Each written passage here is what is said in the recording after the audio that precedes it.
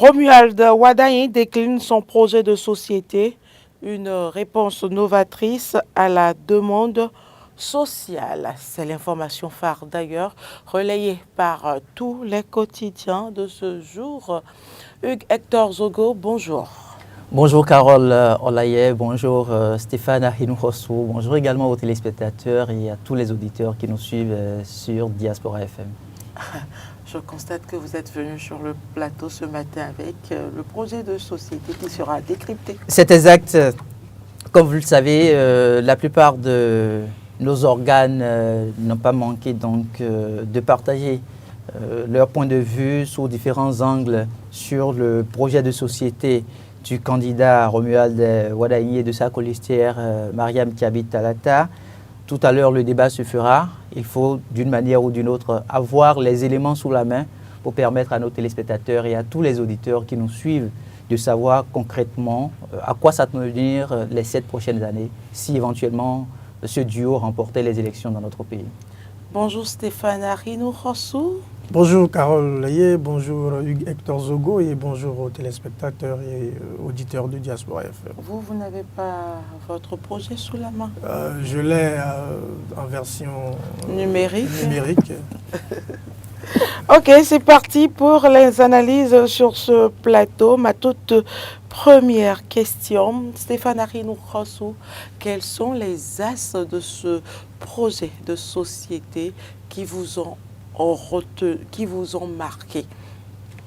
Merci. Je pense que déjà dans l'ensemble, c'est déjà heureux que notre pays, ces dernières années, ait pu connaître ce bond qualitatif en matière politique où les candidats sont désormais astreints à la présentation d'un projet de société. Je pense que cela va contribuer, ou cela contribue à améliorer la qualité de notre système électoral et d'élever le niveau du débat de manière à ce que la participation à une élection ne se résume pas à la satisfaction de besoins pécuniaires ou, excusez-moi, la satisfaction des besoins pécuniaires ou la satisfaction du ventre des populations, mais plutôt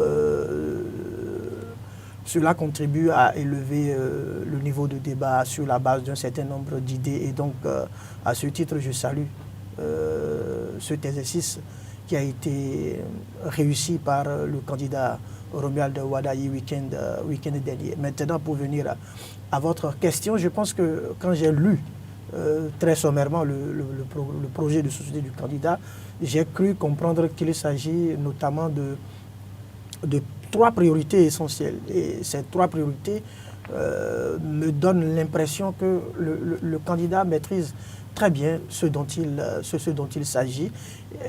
Et je vais peut-être y revenir, mais ces 3 priorités, il aborde la question du bien-être social.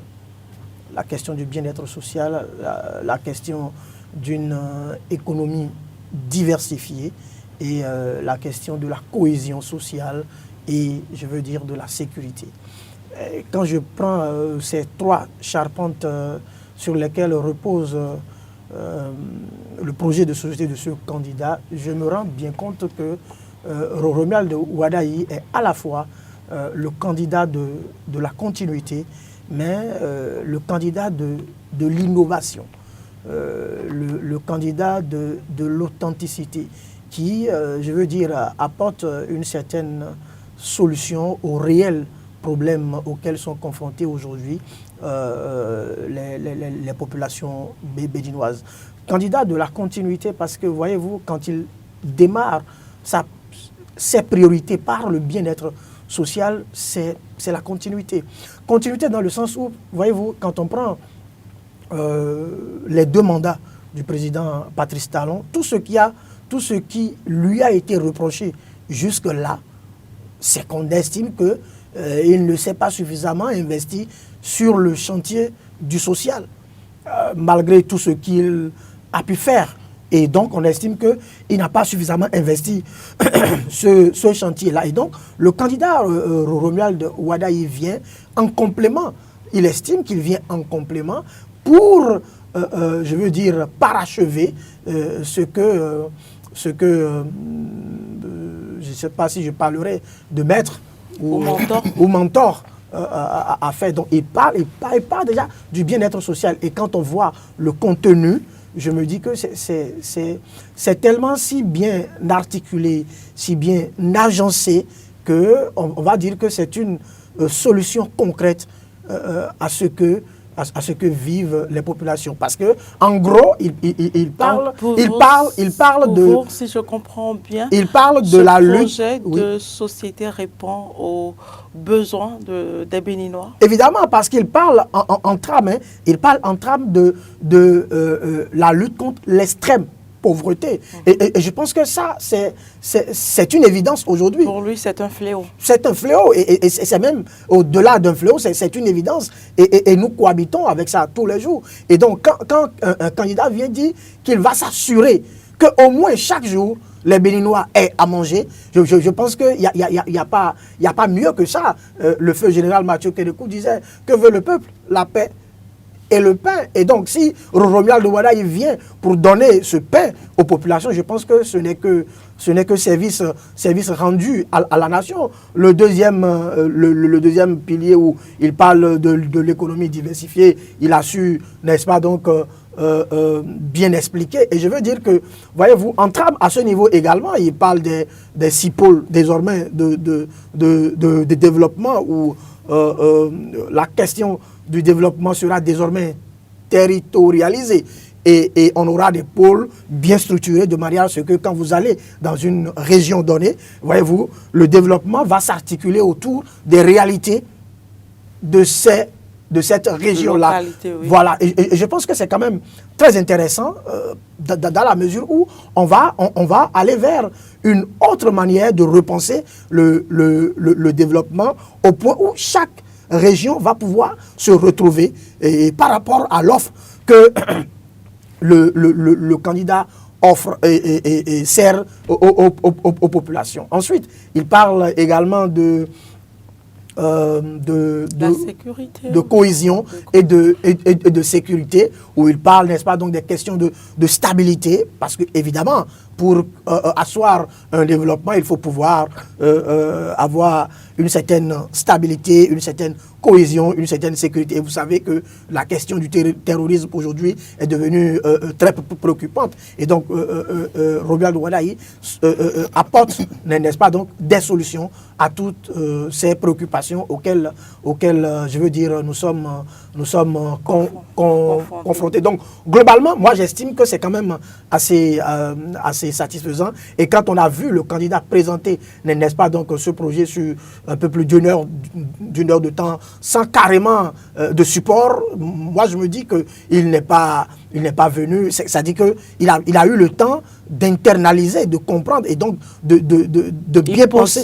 Voilà, il possède. Donc, ce n'est pas quelqu'un qui viendra et qui ira par tâtonnement.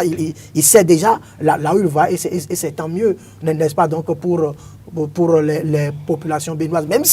Même si sur certains aspects, je reste sur ma faim. On va revenir, voilà, parce que j'estime qu'il y a des questions qui ne me semblent pas assez, par ailleurs, on va en revenir explicites. Et vous allez en parler. Alors, Hugues-Hector Zogo, votre lecture. Je voudrais commencer par manifester ma satisfaction totale à la conférence épiscopale du Bénin et saluer la fermeté de la posture de ces évêques béninois qui, au cours de ces 10 dernières années, ont travaillé pour qu'on puisse avoir un esprit critique vis-à-vis de la gouvernance du président actuel, le président Patrice Talon. Je voudrais ensuite manifester ma satisfaction à l'Institut des artisans de justice et de paix, Chant d'Oiseau de Cotonou, ayant à sa tête le père Éric Arnaud Aguenounon, pour le simple fait que, aujourd'hui, Romuald Wadaye a pu répondre à toutes les préoccupations, à tous les débats, à tout ce qu'il y a eu comme esprit critique nourri pendant plusieurs ateliers, plusieurs forums, plusieurs colloques, mais qui étaient malheureusement pris de travers par les acteurs politiques. On a vu au niveau donc de cet institut-là, que ce soit des acteurs de l'opposition, que ce soit des acteurs de la mouvance, des députés à l'Assemblée nationale, des présidents d'institutions qui ont été invités et qui, de tout temps, allaient au niveau de cet institut sur invitation du père Éric Arnaud à Guénounon pour parler effectivement de ce que devrait être le développement au niveau de nos territoires. Mais malheureusement, j'ai eu le sentiment, ne serait-ce que ces 2 dernières années, qu'il était très incompris. À un moment donné même, on a pensé qu'on a eu, au cœur de l'Église catholique, un prêtre qui faisait de la révolution politique. Il était assimilé à la limite à un rebelle. Mais aujourd'hui, Romuald Wadayi donne raison à cette institution-là. Ce qui me fait comprendre et ce qui me fait dire que Patrice Talon savait pertinemment ce qu'il faisait et il savait qu'à un moment donné, au-delà de ces premières réformes, que ce soit institutionnelles, politiques et tout autre que vous connaissez, il fallait encore le temps de pouvoir s'asseoir, le temps de la stabilité.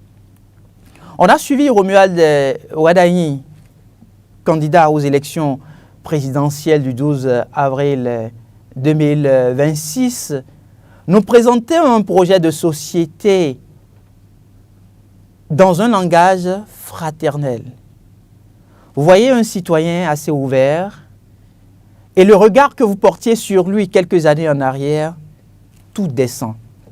Vous posez la question de savoir, est-ce que c'est effectivement celui-là qu'on a retrouvé de tout temps derrière les premières réformes, ou même l'acteur qui initie les réformes et qui permet au président Patrice Talon de les mettre en application, qui était en train de prendre la parole.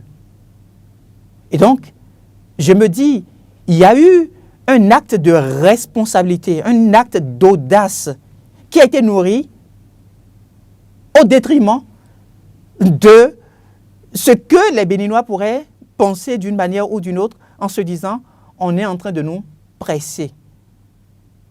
Aujourd'hui, je crois, pour le peu que j'ai pu entendre dire que notre pays, les prochaines années à venir, si les Béninois décidaient donc de confier la destinée des 7 prochaines années à Romuald Wadayi et Mariam Thiaby Talata, qu'on se retrouvera autour de 3 priorités.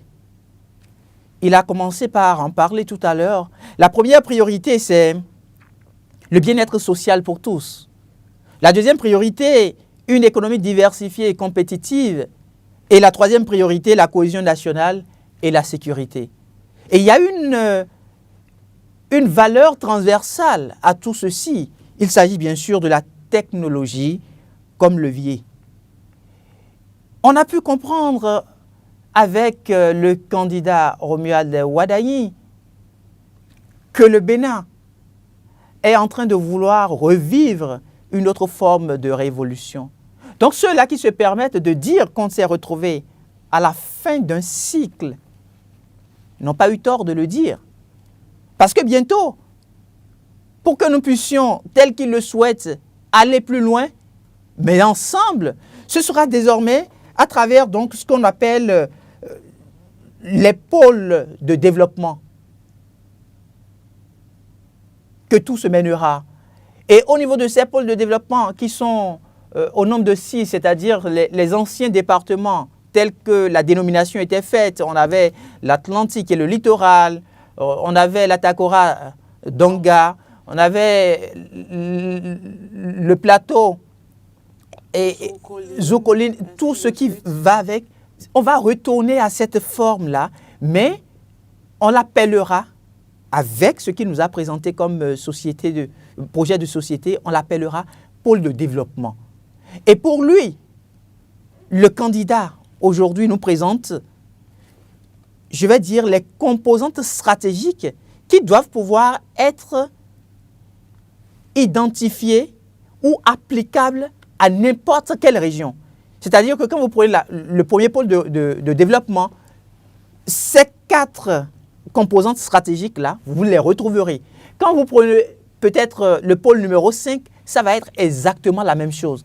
Et qu'est-ce que c'est? Qu'est-ce qu'il met dans ces 4? Vous abordez ainsi les innovations. Exactement. Allez-y. On a par exemple l'industrie, on a le tourisme, on a l'innovation, qui constituent en fait des composants stratégiques qu'on doit pouvoir retrouver au niveau de chaque territoire.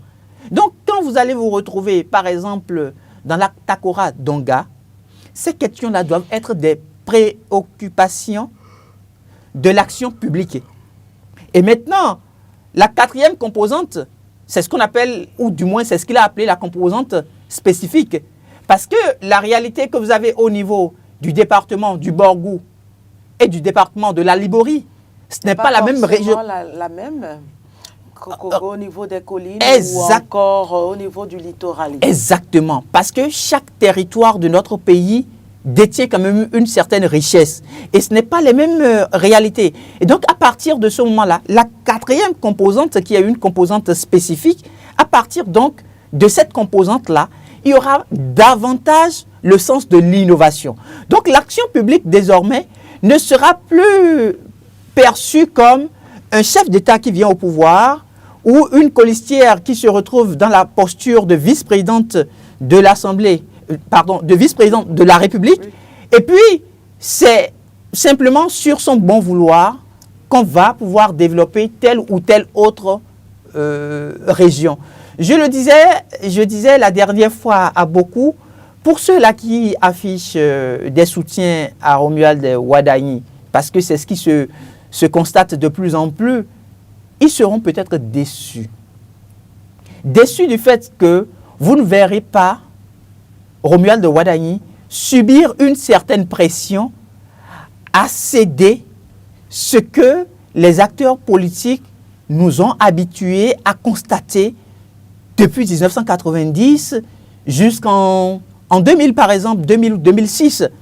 Donc, pour moi, la vraie question sera... Une sorte d'équité ou de justice. Ce n'est pas une sorte d'équité. On aura droit à la justice sociale. Regardez notre pays. Il est basé sur quand même une devise qui fait appel à la justice. Mais quand vous parcourez les territoires béninois, quand vous vous retrouvez au niveau des communes du Septentrion, quand vous vous retrouvez au niveau des communes de la zone méridionale, est-ce que vous avez le sentiment qu'on se retrouve être dans le même pays? Vous vous retrouvez dans certaines localités où des citoyens béninois ont de difficultés à obtenir de l'eau potable. Vous vous retrouvez au niveau de certains territoires de ce même pays où des compatriotes ont du mal à retrouver ce qu'on appelle l'énergie. Des compatriotes doivent parcourir peut-être 5 à 7 kilomètres avant de retrouver une école, avant de retrouver un petit centre de santé. Et donc, ce que Romuald Wadagni propose aujourd'hui avec sa colistière, c'est de pouvoir corriger cette inégalité sociale. Et c'est en cela que je trouve que le combat qui a été mené par l'Institut des artisans de justice et de paix, incompris, durant toute cette période-là, où le président Patrice Talon a gouverné notre pays, je pense que ce n'est que justice aujourd'hui qui est rendue. Et nous devons espérer que les années à venir, même sous la présidence de celui-là à qui le peuple béninois accordera donc la chance de gérer les destinées de notre pays, que nous puissions continuer par avoir les voix dissonantes. Parce que sans voix dissonantes, on ne peut effectivement pas parler de développement. Ceux-là qui vont parcourir les archives verront tout le travail qui a été fait, tout ce qu'il y a eu comme appel pour que nous puissions repenser autrement les questions de développement à travers nos territoires. Je pense par exemple au professeur Arif Aribako qui a présenté une très grande communication sur la question. Donc je me dis, les Béninois sont intelligents. les Béninois savent ce qui manque à leur pays. Ils savent ce qu'il faut à leur nation pour qu'on puisse parler d'un État grandi. À la seule différence que parfois les intérêts politiques prennent le pas, prennent le dessus et on manque par moment donc de pouvoir s'accepter en tant que frère pour se dire tout ce que nous faisons, ce n'est que dans le but d'être utile à la République, ce n'est que dans la dynamique de permettre à notre État de grandir. En tout cas, je suis fier de ce que j'ai pu entendre et j'espère vivement que la société civile ne sera pas si vile pendant les 7 prochaines années à venir, parce qu'elle est restée, quoi qu'on dise, assez calme sous la présidence de Patrice Talon. Je dirais. C'est pourquoi je dis que j'espère qu'elle ne sera pas une société civile pendant donc la période de gouvernance des 7 prochaines années et qu'on puisse effectivement parler d'une gouvernance participative, qu'on puisse voir le citoyen au cœur de toute l'action publique. C'est mon vœu le plus cher. Alors, Stéphane Arinou Rosso, un projet de société qui vient mettre un terme aux inégalités sociales, des prouesses pratiquement dans tous les secteurs. Pensez-vous que ces mesures proposées sont vraiment réalistes au regard des ressources du pays? Oui, il y a la question du réalisme et il y a également la question des ressources qui transparaissent très clairement dans la préoccupation que vous posez. Je pense que il n'y a rien d'irréaliste dans ce que le candidat Romuald Wadayi a proposé, en tout cas pour ma part. Dire que on va améliorer le bien-être social des Béninois, on va lutter contre l'extrême pauvreté, on va donner à chaque Béninois, je veux dire, un repas, offrir de l'électricité, de l'eau potable, offrir une bonne formation à la population, une bonne éducation. Je pense que ce n'est quand même pas irréaliste, je pense que c'est quand même dans les cordes du candidat. Maintenant, en termes de ressources, je pense que le candidat a quand même donné la preuve pendant 10 ans de ses capacités de mobilisation de ressources et de la crédibilité dont il jouit auprès de certaines institutions financières sur le plan international. À plusieurs reprises, il en a donné la preuve. Et donc, pour moi, le candidat, si les Béninois lui donnaient leur confiance, le candidat n'aurait pas de difficulté à mobiliser des ressources pour atteindre ces objectifs-là.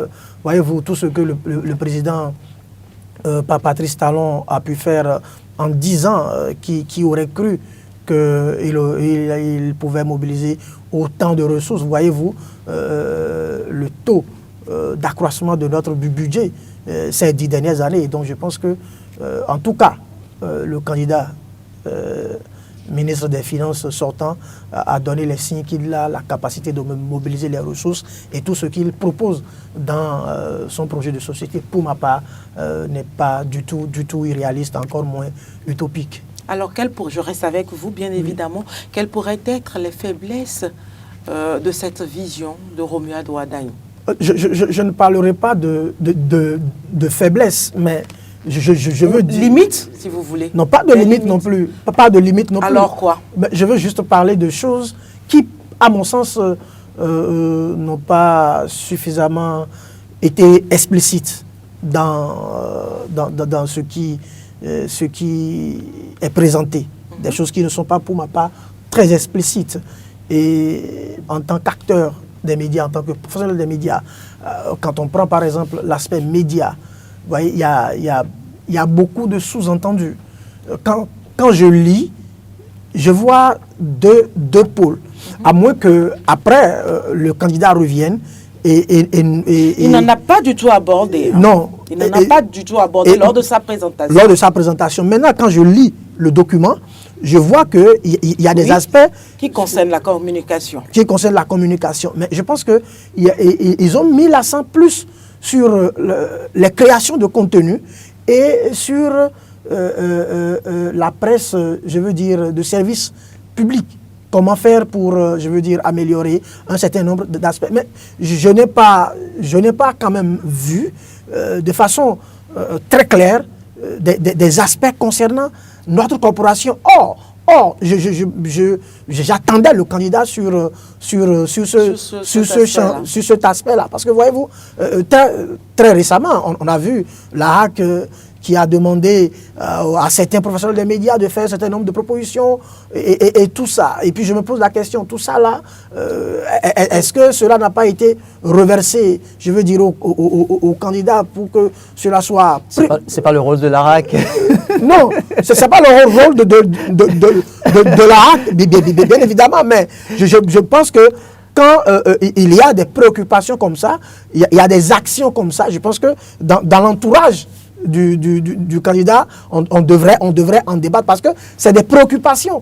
Et on ne peut pas être, en tout cas un projet de société ne peut pas être muet sur une question aussi sensible, aussi importante. Quand je prends la question de l'éducation, il n'est pas allé en profondeur, mais quand on voit les grandes lignes, on peut se dire que dans l'application, il y a des choses à faire. Mais en ce qui concerne, je veux bien, parce que j'estime que en tant que professionnel des médias, nous avons ce devoir d'ouvrir ce débat. Parce que, n'oublions pas, il y a quelque chose qui est clair. Je suis journaliste et je veux bien rester journaliste. Voyez-vous, pendant 10 ans, nous savons ce que nous avons vécu en tant que professionnels des médias. Il y a eu beaucoup d'avancées, mais il y a quand même beaucoup de problèmes qui sont restés insolubles. Avancées, dites-vous? Pendant les 10 ans, avancées, dites-vous? Je dis qu'il y a des aspects sur lesquels il y a eu des avancées. Quand on prend cette RAC, il y a quand même des chantiers qui sont engagés, où on peut dire que, bon, les choses... Mais il y a beaucoup de problèmes qui sont restés insolubles. Et je me dis que si le candidat est resté muet ou le projet est resté muet sur la question, est-ce que nous n'allons pas continuer par vivre la même chose? Donc, du coup, en fait, je suis en train d'exprimer une inquiétude pour que, dans l'entourage, n'est-ce pas, donc, du candidat, peut-être que, en l'état, le projet ne nous offre pas des éléments pour apprécier ce que nous disons. Peut-être qu'ils ont des éléments qu'ils pourront reverser dans le débat pour que nous puissions évoluer sur le sujet. Je vois Hugues qui brûle d'envie de parler et je crois peut-être que son intervention contribuera à m'éclairer davantage. Peut-être qu'il a des informations que je n'ai pas. Hugues Hector Zogo. Je vais commencer par dire qu'il nous revient en tant que professionnels des médias d'être conséquents dans toutes les démarches que nous devons pouvoir entreprendre. Ah bon? Quand vous prenez aujourd'hui la corporation, est-ce que vous en êtes fiers? C'est déjà la question que nous devons nous poser. Est-ce que le journaliste béninois aujourd'hui est fier de porter le titre de journaliste béninois? Une profession dans laquelle vous vous retrouvez avec des personnes sans formation, des personnes qui courent derrière des acteurs politiques à la recherche de 5 000 francs, de 10 000 francs. Laissez-moi finir, s'il vous plaît. Et qui salissent le nom de la profession. Au sein donc de la corporation même des journalistes, qu'est-ce qui a été fait? Nous avons quand même des fêtières. Qu'est-ce qui a été fait pour assainir le milieu?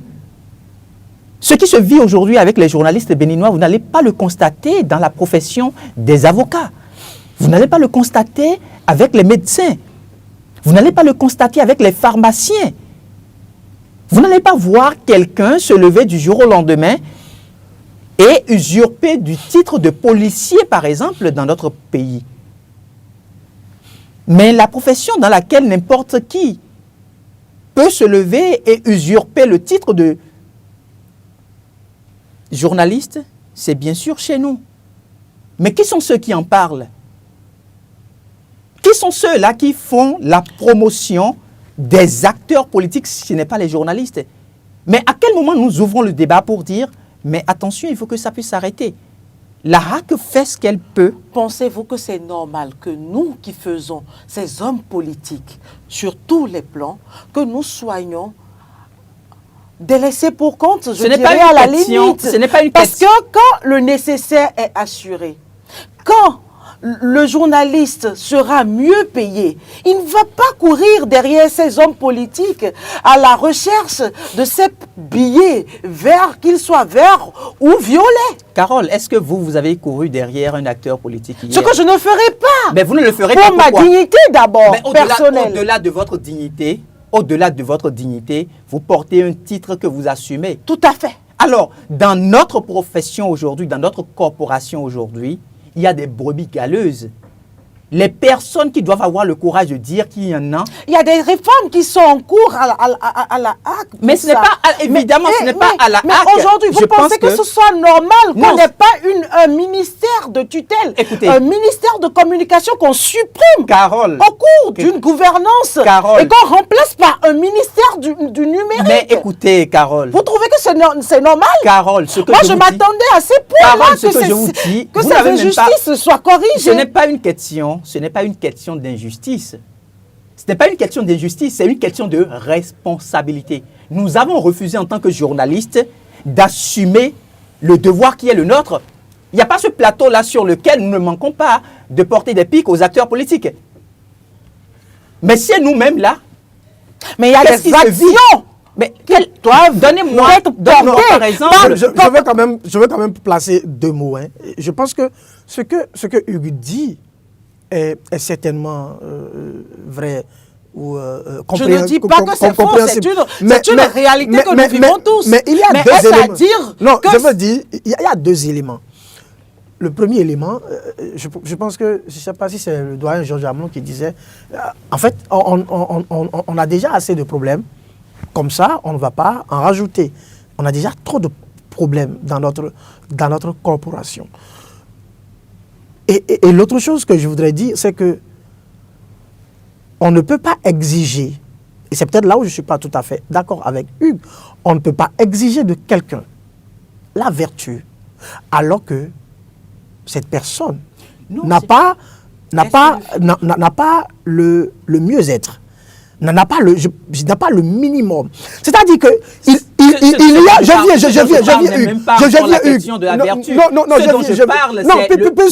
le titre de journaliste. Justement. Combien de journalistes vous connaissez et qui ont été accrédités par la RAC et font ce qu'on décrit là? Justement, mais un travail est en train d'être fait par la RAC aujourd'hui. Nous ne refusons pas cette réalité. On l'a toujours dénoncé. Mais aujourd'hui, je pense qu'il doit avoir des actions fortes. Je pense que ces réformes au niveau de la RAC. Il y a ceux-là qui vont le faire si ce n'est pas les faits tiers. Mais bien les faits tiers. Attendez, vous êtes d'accord avec moi que les faits tiers, je ne veux pas dire un truc, mais je veux dire qu'on connaît l'état des faits tiers aujourd'hui. Combien de journalistes béninois aujourd'hui, d'accord, ont leurs carte de membres, d'accord, d'une fêtière, paient leur cotisation? Oui, mais là, il y a en fait, il y a un problème de fond. Il y a un problème de fond. Si vous ne réglez pas le problème de fond chez vous, vous pensez un instant que c'est l'acteur politique qui viendra le régler? Justement, c'est pour cela que... Ce n'est pas l'acteur politique qui viendra le régler. C'est pour cela que je disais tout à l'heure que nous avons assez de problèmes dans notre corporation pour qu'on rajoute. Parce que, voyez-vous, vous avez évoqué un élément très essentiel, la question des faits tiers. Et vous posez la question, mais combien de journalistes affiliés à l'Union des professionnels des médias qui est à jour vis-à-vis de ces cotisations? Ça, c'est une question à laquelle on peut répondre. Mais pour répondre à cette question, il faut aller et déterminer la cause. Parce qu'à un moment donné, lorsque il y a une sorte de désaffection, lorsque certains ne se sentent pas forcément concernés, lorsque certains ont l'impression que alors qu'ils ont le profil, ils ont la capacité,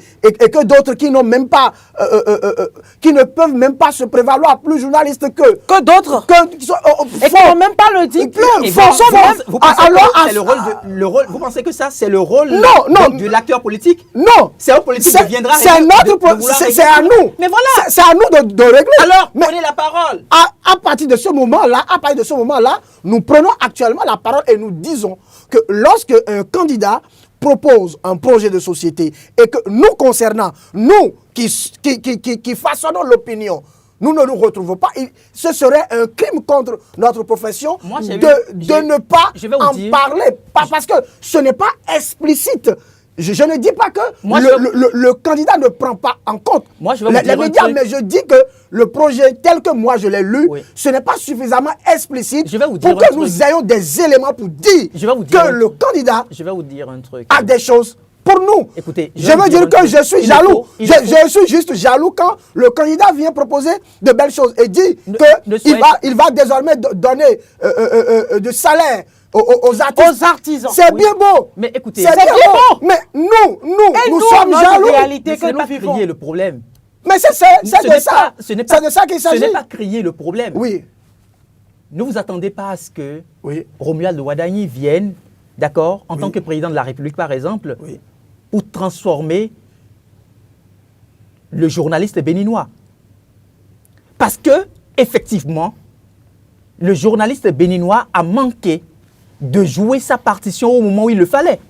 Là où on se retrouve aujourd'hui, d'accord, celui qui a travaillé pour qu'on y soit, c'est le journaliste béninois.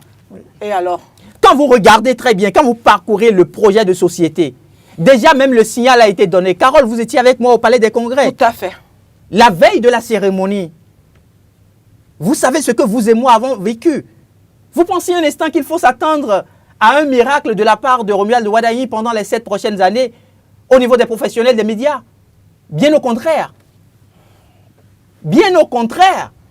Aujourd'hui, quand vous parcourez très bien le projet de société de Romuald Wadagni, vous êtes convaincu de ce que la presse béninoise... Que peut Romuald Wadagni sans la presse béninoise? Écoutez-moi. Mais malheureusement, que peut Romuald Wadagni sans la presse béninoise? Je vous dis ce que Romuald Wadagni, par exemple, peut faire sans la presse béninoise. Si nous ne relayons pas vous posez la question, je vais vous répondre. Simplement. Non, quel impact, quelle portée ça pouvait avoir? Écoutez, je vais donner... Pourquoi nous devions toujours être laissés pour... Carole, ce n'est pas une question de passion. C'est une question d'audace, c'est une question... Je ne suis pas du tout passionnée, c'est une réalité qui dure et il faut dire la vérité. La vérité, ce n'est pas ça. Je vous donne un exemple simple. Nous avons vu dans ce pays un de nos confrères, d'accord, Ignace Sossou pour le citer, se retrouver derrière les barreaux.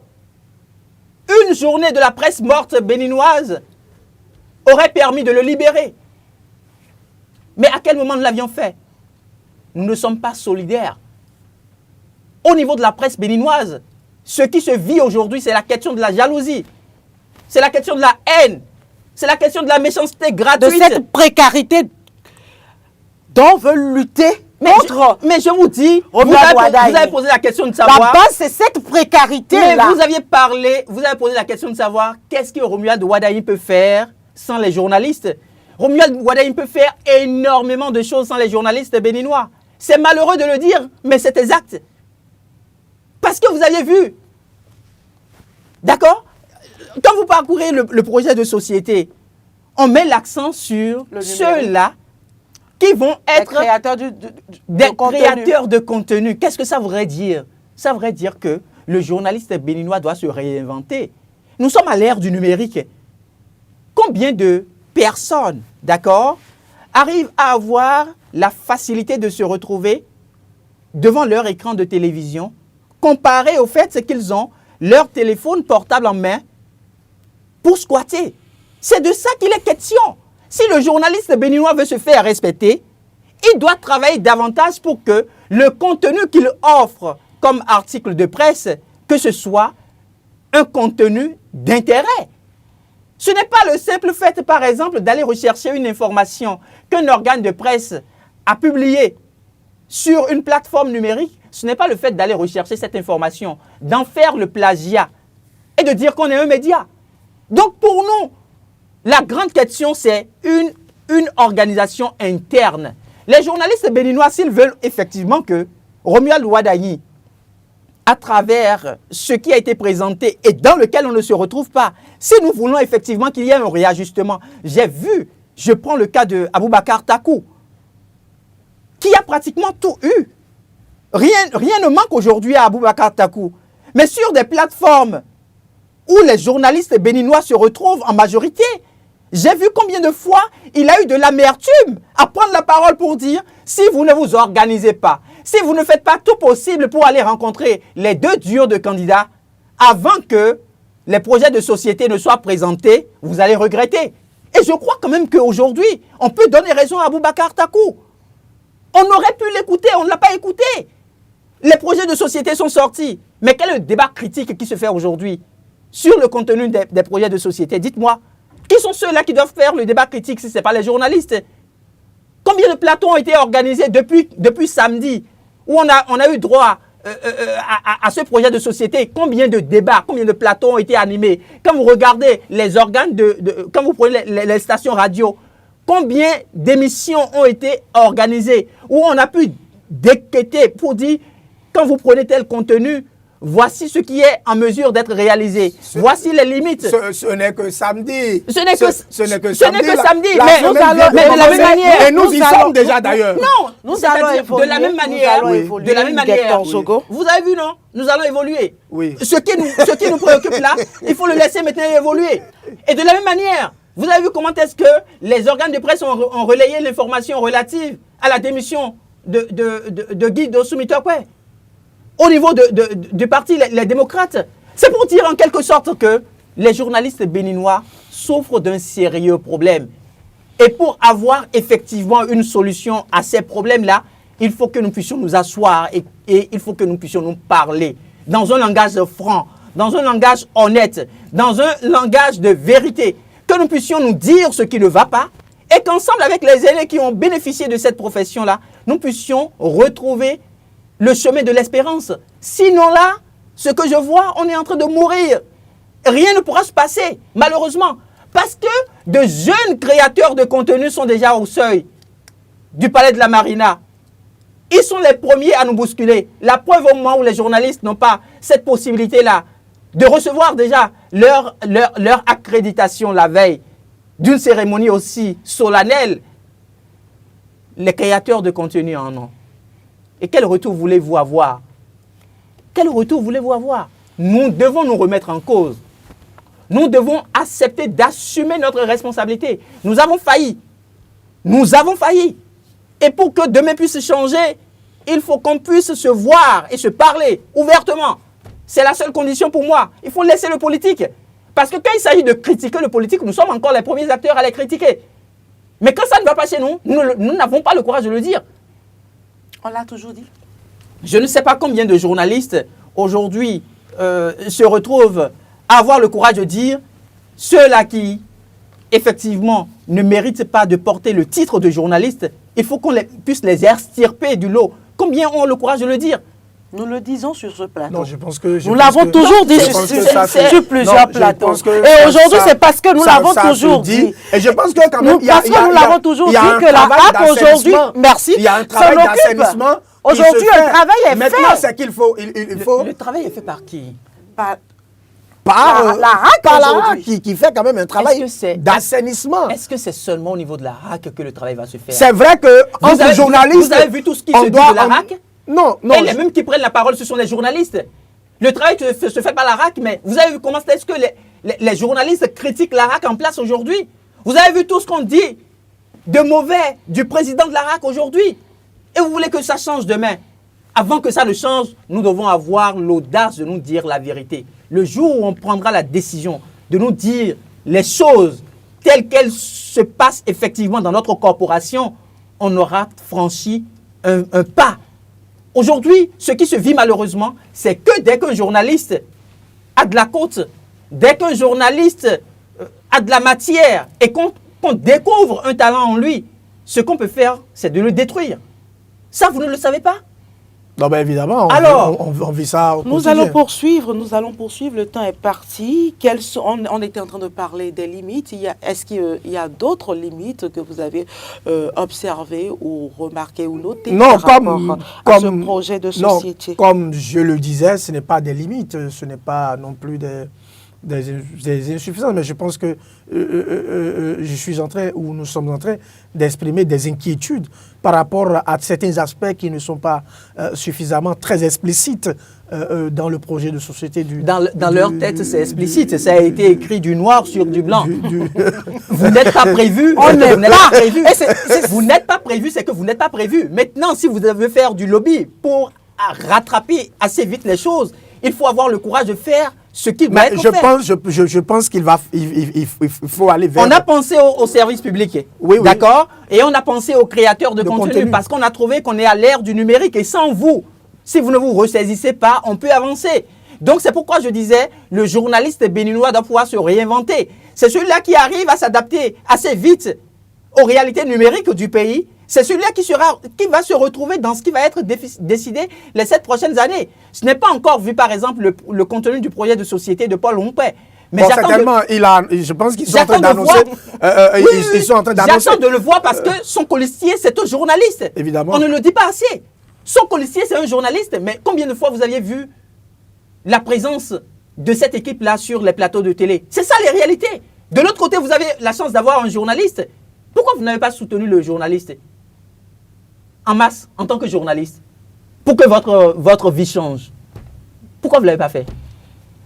On va y aller. On espère. Quelle est la probabilité de mise en œuvre effective de ces propositions observées dans ce projet de société? Je ne sais pas si j'ai bien perçu la question, mais je veux juste dire que le candidat qui a proposé ce projet de société au Béninois est conscient du fait qu'il est en train de nouer un contrat social. Il est en train de nouer un contrat social et qu'il a dans ses cornes toutes les possibilités nécessaires pour mettre en application ce projet de société.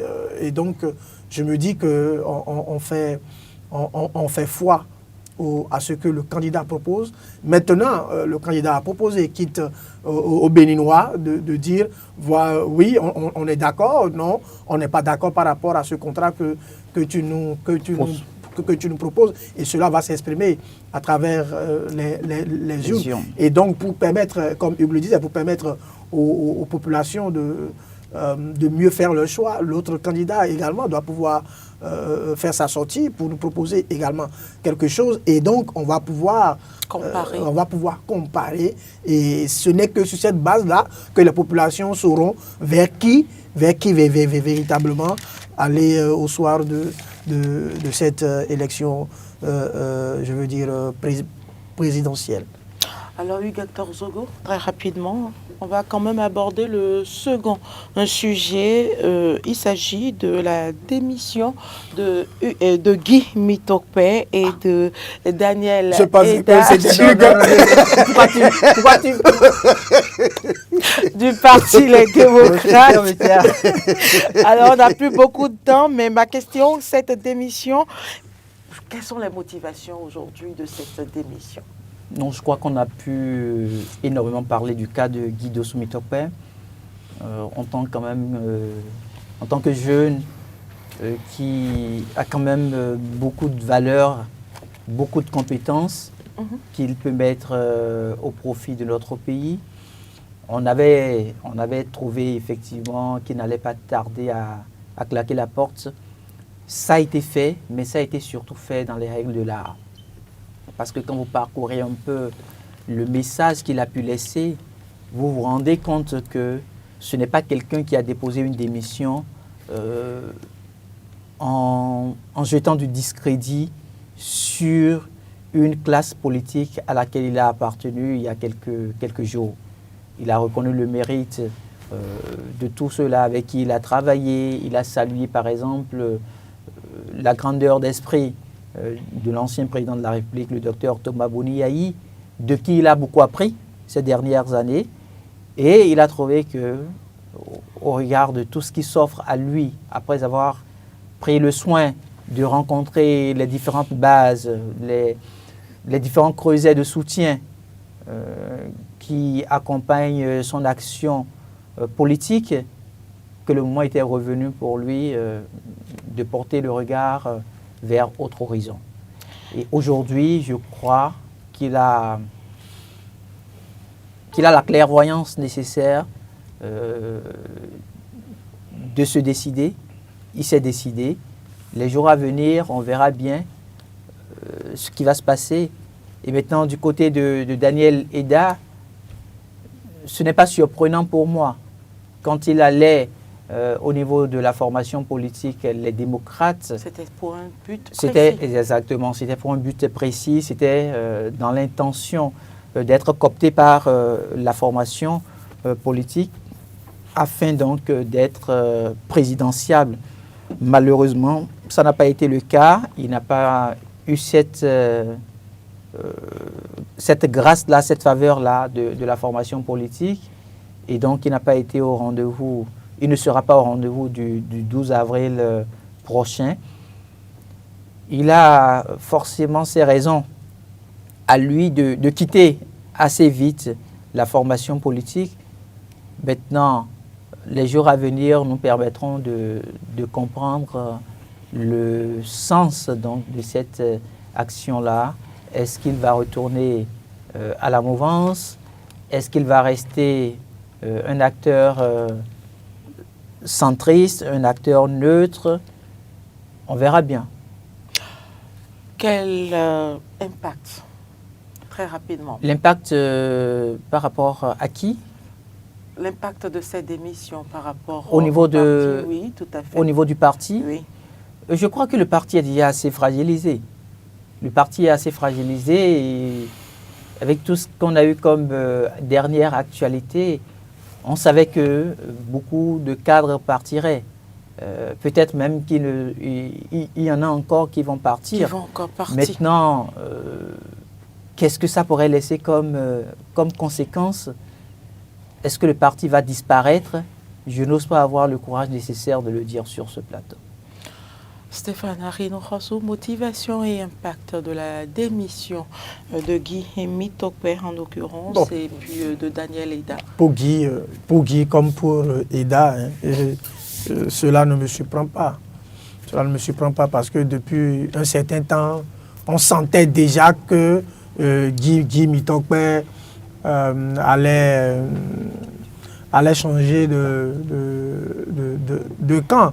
Hein, on a vu que certains jeunes de la majorité présidentielle lui ont tendu la main, donc certainement qu'après échange et négociation, il a donc décidé de quitter. Et c'est même mieux pour lui. Hein. C'est mieux pour lui, il est jeune, il a tout l'avenir politique devant lui à bâtir. Et donc, avec un parti qui se meurt, il n'a pas vraiment d'avenir à ce niveau. Et donc, c'est quand même... on va juste lui souhaiter bonne chance pour sa prochaine destination qui probablement est déjà connue. Moi, ma question, c'est Éric Ndoundete qui a du souci à se faire parce que visiblement le parti se vide. Le parti se vide de ses cadres et de ses cadres. Quand quelqu'un comme Guy Mitokpe quitte, c'est quand même un gros coup. C'est quand même un gros coup pour le parti et je crains pour Éric Ndoundete qu'on lui laisse une coquille totalement vide, une coquille vide. Et on va espérer qu'il va puiser de son génie pour réinventer ce parti-là. Et puis je me dis que ce n'est pas finalement tout le parti qui risque de démissionner un jour. En fait, c'est la conclusion à laquelle je ne voulais pas arriver. Il y a quelqu'un qui vous répond, Hugues Hector Zogo. Vous dites, vous... Non, je ne voudrais pas avoir sa réponse parce qu'il n'est pas présent sur... Vous faites partie des journalistes, vous deviez plutôt dire nous. Maintenant, l'autre chose, Hugues Hector Zogo, c'est que c'est des journalistes qui sont au sein de la DIRCOM et qui sont proches de ce même candidat. C'est-à-dire? Alors, vous parliez tantôt de comment il s'appelle, de l'aîné, comment il s'appelle déjà, Takou. Aboubacar Takou. Oui. Mais nous avons des journalistes qui sont proches. Alors, je voudrais en fait clarifier une fois pour de bon cette question-là, puisque ça revient de plus en plus. Je prends par exemple le porte-parole du gouvernement, d'accord, qui a été journaliste. J'ai bien dit qui a été journaliste. Le poste qu'il occupe aujourd'hui, ce n'est pas un poste de journaliste.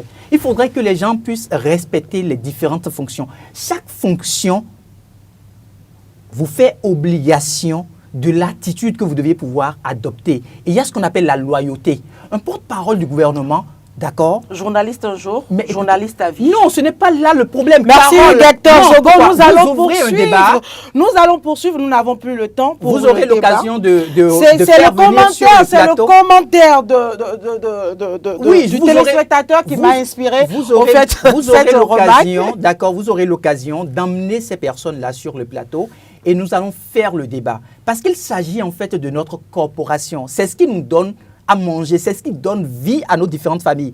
Donc on n'a pas intérêt aujourd'hui à cracher dans la soupe, comme on le dit. Si ce que nous sommes en train d'avoir comme langage, c'est un langage ferme, c'est pour que ça puisse s'améliorer. Le porte-parole du gouvernement ou un conseiller technique à la communication n'a pas intérêt à ce que vous soyez dans une démarche critique parce que vous le fléchez de tout temps. Lui, il a intérêt à montrer que son patron, ce qu'il présente, c'est le meilleur repas qui existe au monde. Donc, chacun est dans son couloir, que chacun assume sa responsabilité. Vous fuyez votre responsabilité et vous voulez que ce soit les autres qui abandonnent leur profession pour venir régler vos problèmes internes. Je ne trouve pas que ça soit assez pratique. Oui, non, je ne dirais pas responsable parce que C'est ce que vous ça avez aurait tout le temps été... dit sur ce plateau. Non, Carole, j'ai Merci, l'impression Hugues que... Hector Zogo.